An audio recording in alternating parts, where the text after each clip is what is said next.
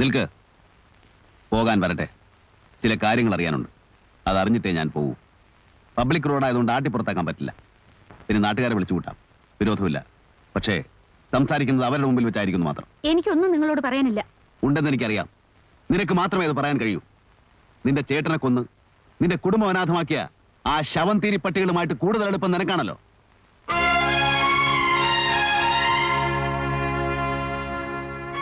ഒഴിഞ്ഞു മാറാൻ ഇനി ഞാൻ സമ്മതിക്കില്ല. ജനങ്ങളെയും സർക്കാരിനെയും ഒരുപോലെ വഞ്ചിക്കുന്ന ആ കള്ളപ്പണക്കാരുമായിട്ട് നിനക്കെന്താണ് ബന്ധം? മയക്കുമരുന്ന് കച്ചവടം മുതൽ പെൺവാടിപ്പം വരെ നടക്കുന്ന അവരുടെ ഗസ്റ്റ് ഹൗസുകളിൽ നിനക്കെന്താണ് ജോലി? Are you a prostitute or their pimp? Janu എന്നോട് പറഞ്ഞിട്ടുണ്ട്, അവന്റെ ദുഃഖങ്ങൾ അറിയാവുന്ന ഏക വ്യക്തി നീയാണെന്ന്. അവന് ജോലി കിട്ടാൻ വേണ്ടി നിന്റെ കാതിലും കഴുത്തിലും കിടന്ന ആഭരണങ്ങൾ നീ അവൻ അഴിച്ചു കൊടുത്തു. കല്യാണത്തിലെ ചേട്ടൻ വിഷമിക്കാതിരിക്കാൻ വേണ്ടി ഒത്തുവന്ന ബന്ധം നീ ഇഷ്ടമല്ലെന്ന് പറഞ്ഞു.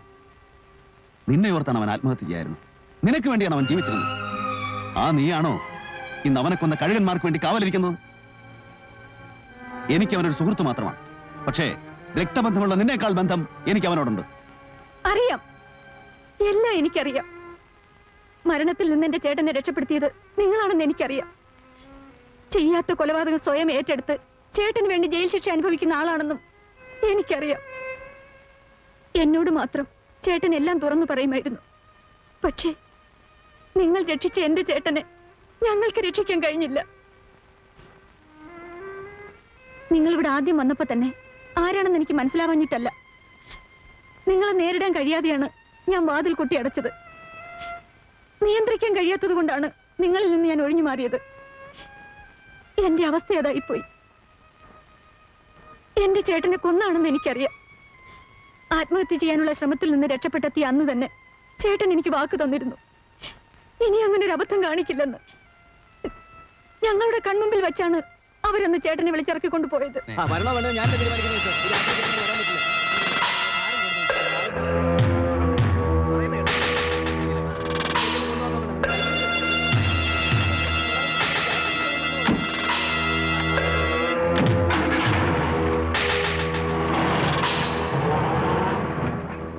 വെളുക്കുന്നത് വരെ ചേട്ടന്റെ വരവും കാത്ത് ഞങ്ങൾ ഉറങ്ങാതിരുന്നു.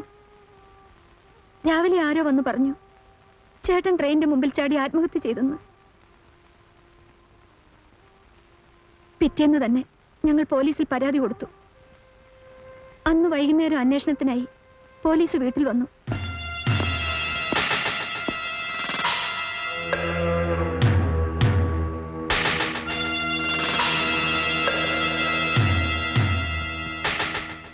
നിങ്ങൾ രണ്ടുപേരും സ്റ്റേഷനിലേക്ക് വരണം.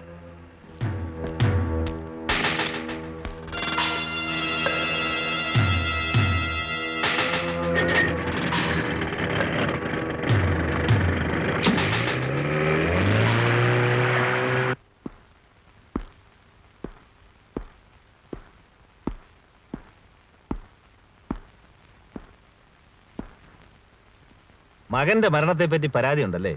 എന്തിനാ പരാതിയൊക്കെ ഇൻസ്പെക്ടർമാരോട് പറയാൻ പോന്നേ? ഇദ്ദേഹം പോലീസ് സൂപ്രണ്ടിന്റെ മകനാ. മന്ത്രിയുടെ അളിയനുണ്ട്, സർക്കിളുണ്ട്. അന്വേഷണം ഉയർന്ന നിലയിൽ തന്നെ ആകാം. സ്റ്റേഷനിലേക്കാണെന്ന് പറഞ്ഞു കൊണ്ടുവന്നിട്ട് ആ, ഇതും ഒരു നിലയ്ക്ക് സ്റ്റേഷൻ തന്നെയാ. പല നിയമങ്ങളും പരിപാലിക്കപ്പെടുന്നത് ഇവിടെ വെച്ചാ. നമുക്ക് പോകാൻ പോളെ, വാ. എങ്ങോട്ട്? കാര്യങ്ങൾ തീരുമാനിച്ചിട്ടേ നമ്മൾ ഇവിടുന്ന് പോകുന്നുള്ളൂ. പട്ടികളെ, എനിക്ക് ജീവനുണ്ടെങ്കിൽ എന്റെ മകനെ കൊന്നുമാരെ ഞാൻ വെറുതെ കൂടിയില്ല. ഞാൻ അക്ഷരം പഠിപ്പിച്ച 1000 പിള്ളേരുണ്ട് ഈ നാട്ടില്. അവരെ കൊണ്ട് ഞാൻ പകരം ചോദിപ്പിക്കും.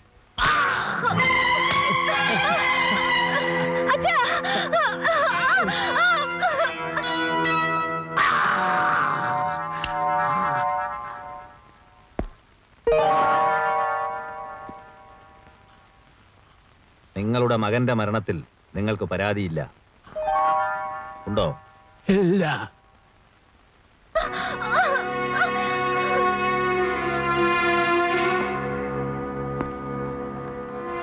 ഇന്നു മുതൽ ഞാൻ പറയുന്നതേ നീ കേൾക്കൂ.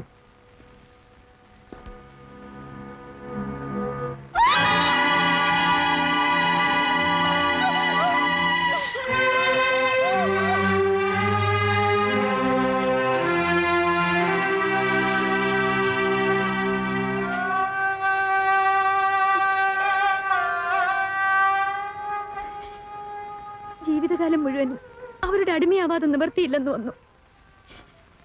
മരിക്കാൻ പേടിയുണ്ടായിട്ടല്ല. വയസ്സായ അച്ഛനും അമ്മയ്ക്കും ഞാനല്ലാതെ വേറെ ആരുമില്ലല്ലോ. കരയാതി. ആരും സഹായത്തിനില്ലെന്നോർത്ത് വിഷമിക്കരുത്. ജനുവിന്റെ സ്ഥാനത്ത് ഞാനുണ്ടാവും.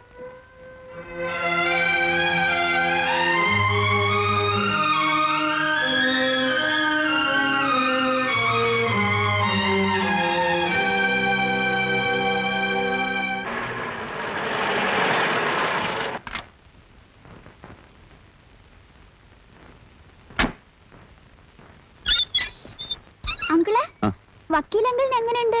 എന്തേ? അങ്കിളിന് അടി കിട്ടിയോ? അടിയോ? അപ്പൊ അങ്കിൾ അറിഞ്ഞില്ലേ?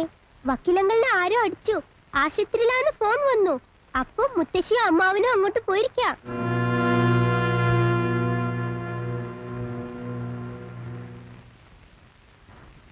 ഭാഗ്യമുള്ള ആളാ വക്കീല്. അല്ല, ഈ മുഖത്ത് കൊണ്ടാടി കണ്ണിലായിരുന്നെങ്കിലോ? എന്നാ പിന്നെ സൗകര്യായി. ഈ മോന്ത കാണാതെ കഴിയല്ലോ. കുഞ്ഞിക്കണ്ണ, ഞാൻ നിന്നോടല്ല സംസാരിക്കുന്നത്.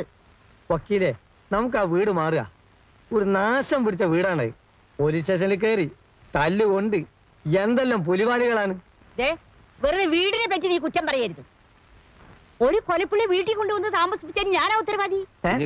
ഓ, നീ എനിക്കൊരു ഉപകാരം ചെയ്യോ? എന്താന്ന് പറഞ്ഞാൽ മതി. അതിനല്ലേ ഞാൻ ഇവിടെ നിൽക്കുന്നത്. ആ പേഴ്സിനകത്ത് പൈസ ഇരിപ്പുണ്ട്. ആ, ഒരു ഓട്ടോറിക്ഷ വിളിച്ച് ആ, ഇവരെ എത്രയും പെട്ടെന്ന് ഇവിടുന്ന് കയറ്റി അയക്കുക. വളരെ നല്ലേ. കൂടെ നീയും കേറി പോയിക്കോ. ഏ, കൂടെ നീയും കേറി പോയിക്കോന്ന് ബ്ലഡി ഫൂൾ.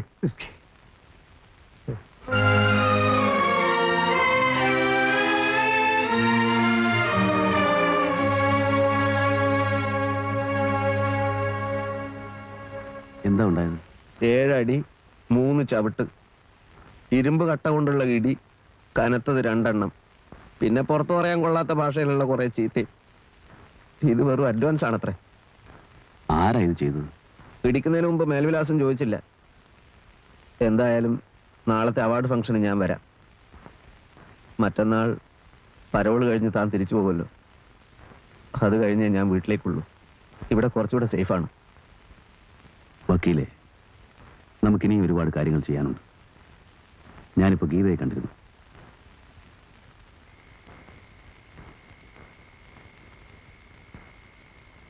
അച്ഛന് നല്ല സുഖമില്ല. ഞാൻ നാളെ വരാമെന്ന് പറയും. കയറൂ.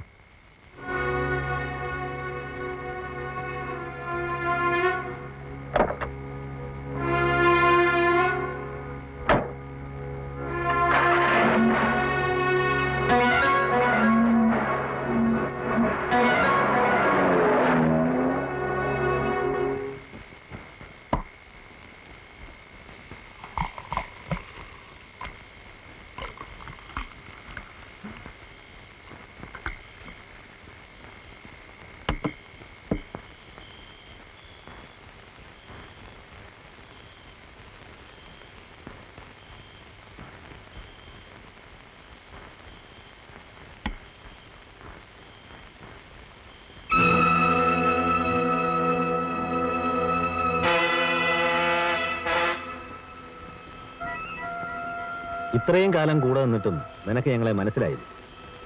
അനുസരിക്കാൻ അറിയാവുന്നവളായിരുന്നു നീ. ഞങ്ങൾ ഏൽപ്പിച്ച ജോലികളൊക്കെ വളരെ ഭംഗിയായി നീ ചെയ്തിട്ടുമുണ്ട്. ഒരു പരിധിവരെ ഞങ്ങളുടെ രഹസ്യങ്ങൾ നിനക്ക് അറിയുകയും ചെയ്യാം. ആ അറിവ് ഞങ്ങൾക്കെതിരായി ഉപയോഗിക്കാം എന്ന് നീ കരുതിയിട്ടുണ്ടാവും.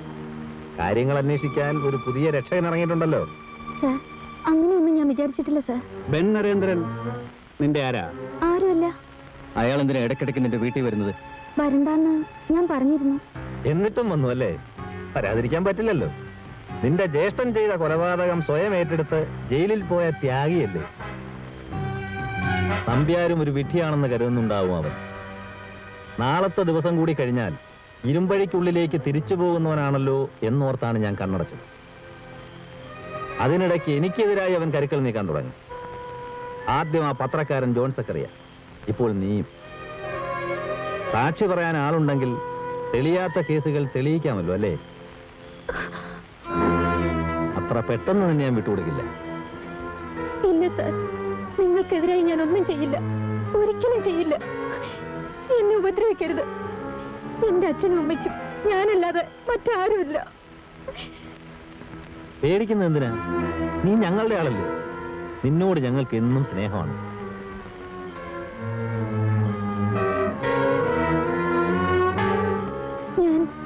ഞാൻ പോട്ടെ സാർ. ഉം.